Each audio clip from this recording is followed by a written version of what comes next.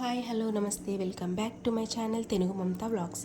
ఈరోజు మనం చేయబోయే స్పెషల్ బోటీ సూప్ అండి. బోటీతో చాలా వెరైటీస్ మనం చేసుకోవచ్చు. అలాగే బోటీ సూప్ కూడా ఒకసారి ట్రై చేయండి, ఘాటుగా చాలా బాగుంటుందండి. ఇప్పుడు ఇది ఎలా చేయాలో మనం చూద్దాం. ముందుగా స్టవ్ పైన ప్యాన్ పెట్టి దాంట్లో ఒక 2 స్పూన్స్ ఆయిల్ వేసుకోవాలి. ఇది కొంచెం హీట్ అయ్యాక పొడవుగా కట్ చేసుకున్న ఆనియన్స్ వేసుకోవాలి. ఒక 1 ఆనియన్ అయితే సరిపోతుందండి మనం సూప్కే కాబట్టి. దీంట్లోనే ఒక 3 పచ్చిమిరపకాయలు పొడవుగా కట్ చేసుకోవాలి.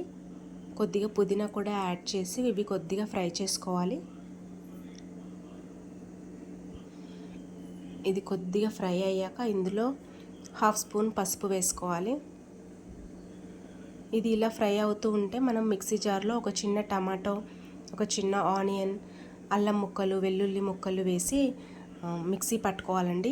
అంటే మనకు సూప్ కొంచెం చిక్కగా ఉండడానికి ఇది పేస్ట్ పట్టుకొని ఇది కూడా ప్యాన్లో వేసేయాలి. సారీ అండి, ఇది ఆ ప్యాన్లో వేయడం నేను చూపిస్తలేను, కానీ ఇది పసుపు తర్వాత అది వేసేయాలి. తర్వాత బోటీ అండి, నేను ఫ్రై చేసిన బోటీని తీసుకుంటున్నా. టేస్ట్ చాలా బాగుంటుందండి.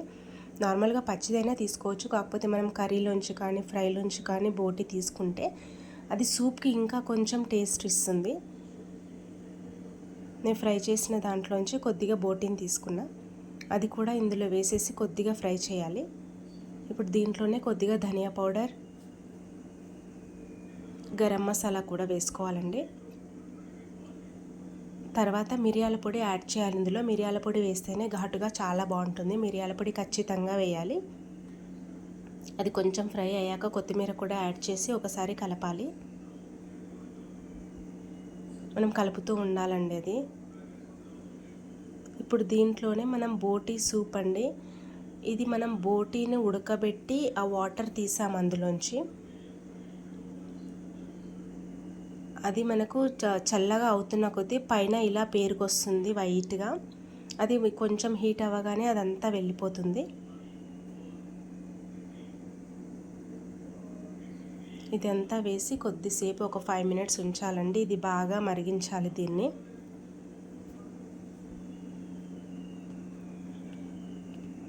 ఇది ఇలా బాగా మరిగి ఒక 5 మినిట్స్ ఉండాలండి. అంతే, మనకు ఎంతో ఘాటుగా చాలా బాగుంటుంది ఇది. ఒకసారి మీరు ఖచ్చితంగా ట్రై చేయండి దీన్ని. ఓకే, లైక్ చేయండి, షేర్ చేయండి, కామెంట్ చేయండి. Okay then bye.